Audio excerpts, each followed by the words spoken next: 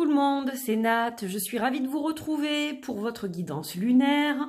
Aujourd'hui, nous allons parler ensemble de la pleine lune en Vierge qui se tiendra ce samedi 27 février à 8h32 heure française. Donc c'est une pleine lune de récolte évidemment, qui est un petit peu particulière parce que elle va nous permettre de nous concentrer donc sur cette récolte de pleine lune évidemment. Est-ce que les souhaits que nous avons émis en début de cycle sont exaucés? Est-ce que nos projets ont avancé comme on le souhaite? Est-ce qu'on a réussi à mettre en place les choses que l'on souhaitait mettre en place? En fait, cette lune, elle va nous permettre de nous concentrer sur les rêves que l'on souhaiterait transformer en réalité. Voilà. Est-ce que ça coïncide avec ce qu'on avait émis comme intention en début de cycle, ou est-ce qu'on a encore des choses à travailler pour justement que ce qu'on a dans la tête se concrétise en fait, hein, en quelque chose de vrai et de stable et de prospère. Donc en fait, elle est porteuse d'espoir, cette lune. Elle nous dit que même si tout n'est pas acquis au moment de la pleine lune, eh bien justement, il va falloir retravailler certaines choses, voir les choses sous un autre angle, avec l'énergie du signe de la Vierge, pour justement voir quelles seraient les meilleures opportunités à saisir pour qu'on puisse être ensuite dans l'expansion qui nous correspond en fait, hein, tout simplement. Voilà, donc une pleine lune porteuse qui nous permet aussi de guérir ce qui doit l'être. Peut-être qu'on a des choses à guérir et que ces choses qui ne sont pas encore guéries nous empêchent justement d'avancer. D'avancer concrètement sur un chemin que l'on a choisi. Il y a certainement des choses à revoir, c'est ce que je vous disais, mais aussi des choses à guérir. Il faut travailler sur notre guérison psychologique, émotionnelle, physique peut-être aussi, pour certains et certaines d'entre vous.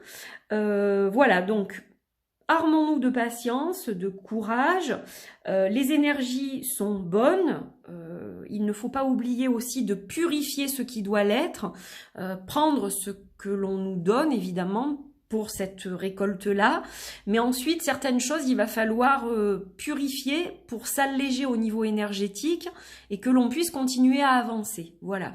Et ce qui finalement ne va pas, si on se rend compte en cours de route que ce qu'on avait émis ne correspond plus vraiment à ce que l'on souhaite, ou que on veut prendre une autre direction et qu'on sent que ça va être beaucoup plus porteur, il ne faut pas hésiter aussi à changer de direction, hein, voilà.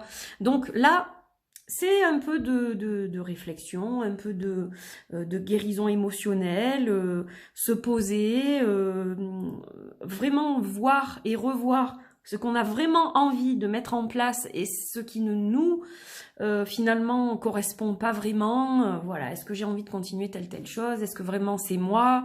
Est-ce que je me force pas à faire telle chose? Est-ce que je pourrais pas améliorer telle chose? Voilà, donc c'est quand même une lune qui est assez lourde hein, au niveau énergétique, mais elle est quand même porteuse. Voilà, je pense qu'elle va un petit peu nous chambouler, donc on peut évidemment travailler avec des pierres qui vont éloigner un petit peu les énergies négatives. Je pense par exemple à la labradorite. Si on a besoin de se donner un petit peu de courage, on peut travailler par exemple en tandem avec de l'aventurine et de l'œil de tigre, ça va beaucoup nous aider. Voilà, et puis faire une petite purification avec du benjoin par exemple, ça peut aussi aider à enlever un petit peu toutes ces poussières énergétiques qui sont lourdes et qui vont du coup nous plomber si on ne fait rien. Donc pensez à alléger les énergies dans votre espace, voilà, faites une bonne purification, vous verrez que vous vous sentirez plus léger et que du coup vous arriverez mieux à axer vos idées aussi, je pense que c'est nécessaire. Voilà ce que je pouvais vous dire pour cette lune. Alors maintenant, on va évidemment se pencher sur le tirage. Alors pour ce tirage, j'ai choisi 3 jeux. Donc j'ai choisi le Cosmic Tarot, que je vous avais déjà...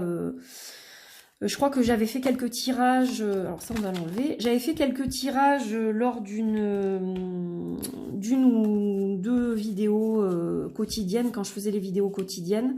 Donc voilà, c'est un tarot que j'aime beaucoup et qui a une bonne énergie. On va utiliser le Moon Sister Oracle d'Antoinette Charbonnel et de Kunst, donc la Fée Lumière et Kunst.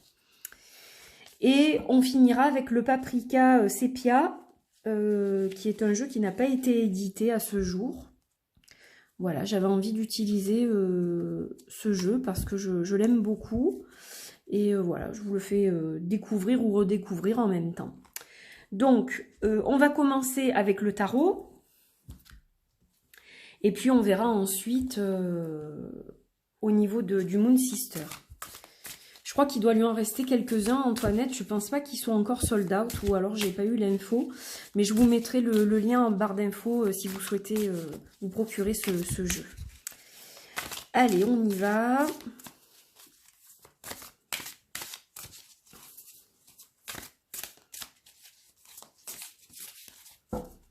Alors, hop. Donc, qu'est-ce qu'on va avoir comme énergie pour cette pleine lune en vierge? Alors, j'ai perdu les pédales quand j'ai fait mon vlog sur les Rainbow Decks. Pour ceux qui les ont regardés, je savais plus si c'était la pleine lune, la nouvelle lune. J'étais complètement perdue parce que j'étais tellement concentrée dans mon vlog que sur le coup, je savais plus où j'étais. Ça m'arrive rarement, mais voilà. Donc, nous voici pour cette pleine lune en vierge. Alors, on a 3 énergies qui sont un peu différentes et qui sont aussi un peu lourdes. Donc, on a le 7 des coupes. Alors, le 7 des coupes qui nous dit attention aux illusions. Vous voyez, quand je vous disais de repenser certaines choses, etc. Donc, regardez bien ce que vous avez en tête. Est-ce que c'est réalisable? Est-ce que c'est réaliste? Voilà, il faut être terrien là, il faut se rendre à l'évidence. Est-ce que je peux mettre cette chose-là en place ou pas? Donc, faites le point là-dessus, parce que certaines choses sont un peu utopiques et elles sont difficiles à mettre en place et à réaliser. D'accord? Parce que selon, si on continue sur le mauvais chemin que l'on a pris, ce qui risque de se passer, c'est le 5 de Pentacle.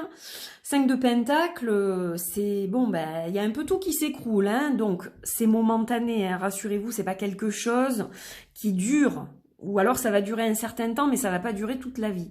Simplement, si vous ne changez pas de cap, voilà ce qui risque d'arriver. Donc on vous conseille de repenser les choses et peut-être de prendre une autre direction, une nouvelle direction, ou de changer certaines choses pour amorcer un changement, dans tous les cas. Bon, on voit que c'est pas encore mûr, c'est-à-dire que le 2 des bâtons, ça nous dit qu'il y a un changement qui se prépare, mais c'est pas encore à maturité, donc c'est quelque chose que vous devez réfléchir.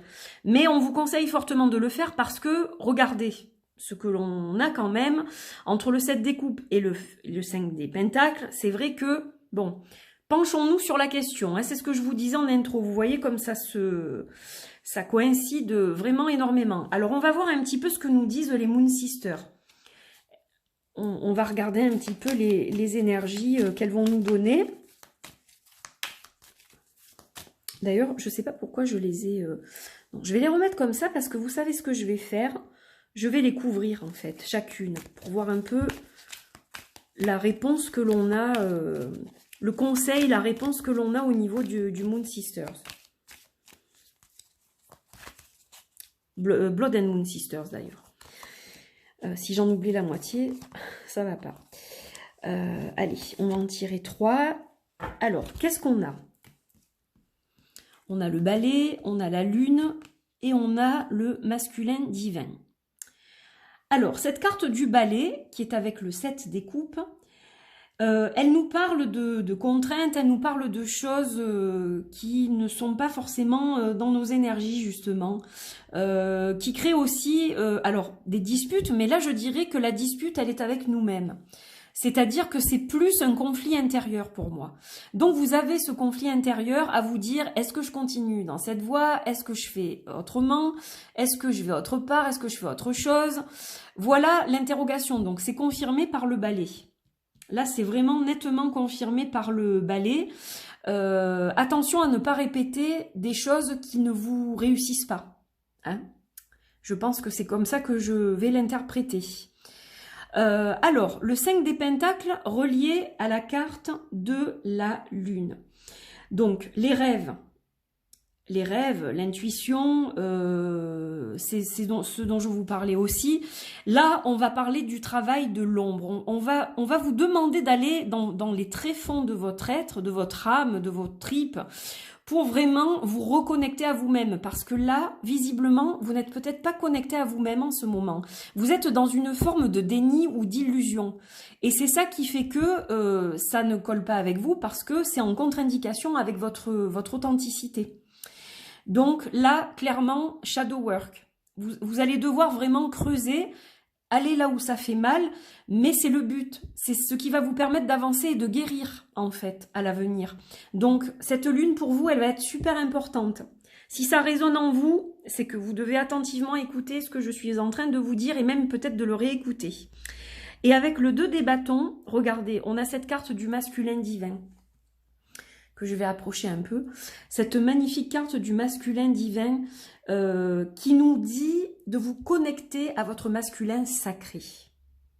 Peut-être que vous avez votre féminin sacré qui prend vraiment trop de place, mais là, vous avez besoin de retrouver votre côté viril. Et je parle aussi pour vous, mesdames, parce que je sais que je suis plus suivie par les femmes que par les hommes, en principe.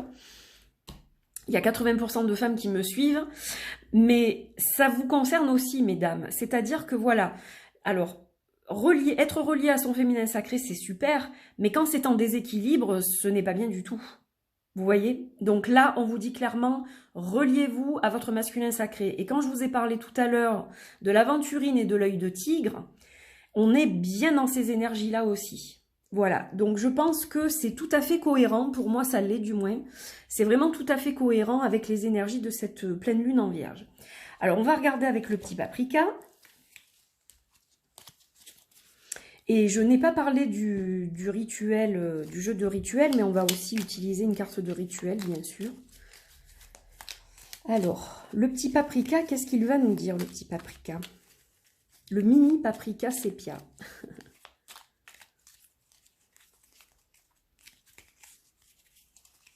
Allez, on va prendre celle-ci. On a la carte de la sagesse avec le hibou. Alors, oui, c'est la chouette effraie dans une autre édition, mais là, on a le hibou. Donc, le hibou nous parle de sagesse. Donc là, vous allez devoir vous connecter à votre sagesse. Écoutez un peu votre raison, pas que votre cœur aussi. Parce que, par moment, votre cœur vous induit en erreur. Ça ne colle pas avec votre authenticité. Vous avez l'impression que certaines choses sont faites pour vous, or ce n'est pas le cas. Et en fait, c'est l'amour en aveugle. C'est un peu le même principe, c'est-à-dire que vous êtes aveuglé par le cœur, mais là on vous dit d'être plus davantage dans votre raison. Et pour retrouver cette raison, il faut rééquilibrer votre masculin sacré par rapport au féminin sacré qui est un peu trop peut-être présent en ce moment. Donc voilà, connectez-vous à votre sagesse intérieure. Ça vous aidera à avoir les idées plus claires par rapport à ces énergies lunaires. Voilà, donc j'espère que ça vous aide, ce que je vous raconte. Moi, c'est comme ça que je le canalise. Donc je vais prendre un jeu de rituel. Hop. On va prendre notre rituel deck, qui n'était pas très loin, heureusement. Et on va voir un petit peu ce que l'on a comme message, là encore, pour compléter cette guidance. Les cartes sont grandes et je suis près de l'écran, donc je suis désolée si c'est pas très agréable. Allez, on va en piger une. On a, regardez si c'est pas magnifique, hop, ça je vais le poser là. On a la fleur de vie. On a la fleur de vie. Alors ça, c'est quand même quelque chose, je vais la mettre ici. Hop, cette magnifique fleur de vie qui va nous parler de synergie, de groupe de conscience, de tout ce qui est ordre naturel aussi. Donc c'est une carte qui est très puissante. Alors cette fleur de vie, elle nous parle avant tout d'être soudés. Je suis toi, tu es moi. On est connecté à toute chose, on est connectés, interconnectés les uns aux autres. Donc ça nous indique aussi qu'il faut reprendre conscience de ça, qu'on est un tout en fait. C'est très important. Donc c'est une carte qui va être reliée au troisième œil, au niveau du chakra du troisième œil, à l'élément air et à la pleine lune justement. Et donc là, ça tombe parfaitement sous le sens. Si cette carte sort, c'est justement donc pour vous dire que même si c'est une pleine lune, lune de récolte, il est encore temps de semer des graines qui vont vous emmener vers une meilleure connexion à vous-même et qui vont vous permettre d'être vraiment, véritablement dans l'expansion. Voilà, si vous avez l'impression de stagner depuis un certain temps, il faut dire que les conditions actuelles ne sont pas forcément favorables non plus pour évoluer, mais on peut évoluer partiellement. C'est-à-dire que même si certaines choses ne sont pas de notre ressort, certaines choses le sont. Et là, on vous dit de travailler là-dessus. De ne pas baisser les bras en vous disant « Ah ben non, de toute façon, vu la situation, je ne peux pas. » Non. Là, en fait, on vous dit de vraiment vous concentrer, fermez vos yeux, connectez-vous à votre authenticité, méditez sur votre situation en particulier et vraiment ouvrez-vous pleinement à cette expansion qui vous attend et qui peut être votre et qui va être votre si vous y mettez, alors pas de la bonne volonté, je dirais pas ça, mais si vraiment vous semez les bonnes graines. Et vous pouvez arriver à le faire, vous pouvez encore rectifier le tir. Voilà, c'est ça le message que je reçois. Quoi que vous ayez fait, vous pouvez encore rectifier le tir si il y a quelque chose à rectifier et s'il faut changer de direction. Ça n'est pas trop tard. Ne baissez pas les bras. En gros, c'est ça. Surtout, ne baissez pas les bras. Connectez-vous à votre intuition, connectez-vous à votre âme, restez connecté à votre raison, vous voyez l'élément air là, à votre raison plus qu'à votre cœur pour le coup, parce que le cœur là est déformé par certaines choses environnantes, etc. L'appel du cœur n'est pas forcément juste là. Donc, on vous dit de vraiment vous poser et de vous reconnecter à votre sagesse. Vous allez voir que tout va se mettre en lien. Tout va se mettre en lien et tout aura un sens. Voilà.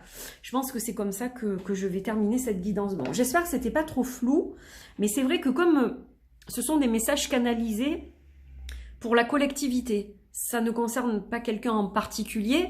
Quand je fais ces guidances, je ne pense pas à quelqu'un en particulier, je les fais au niveau collectif. Donc évidemment sur le nombre, ça ne va pas parler à tout le monde, mais sur le nombre, ça va quand même parler à certaines personnes. Donc voilà, j'espère en tout cas que ces conseils et cette guidance vous auront éclairé pour faire au mieux vos rituels de pleine lune en Vierge. Voilà. Je vous retrouve très vite pour d'autres vidéos. Prenez soin de vous. À très vite. Et merci d'avoir suivi cette vidéo. N'hésitez pas à vous abonner, à commenter, à partager, évidemment. Et si vous avez besoin de mes services en privé, eh bien, vous pouvez me joindre à travers mon site www.angel-taina.com. Ça, c'est pour les rendez-vous, les guidances et les soins énergétiques à distance. Si vous avez d'autres questions à me poser, merci de privilégier le mail parce que c'est vrai que quand j'ai beaucoup de messages sur la plateforme de travail et qu'on me pose juste une question sur un jeu, où est-ce que je peux trouver ce jeu, etc., ce n'est pas adapté. En fait, le site n'est pas adapté à ce type de demande. Donc le site, c'est vraiment pour les guidances et les soins à distance. Pour d'autres questions, le mail angel.taina@gmail.com. Voilà. Je vous fais des bisous, je vous dis à très vite. Bye bye.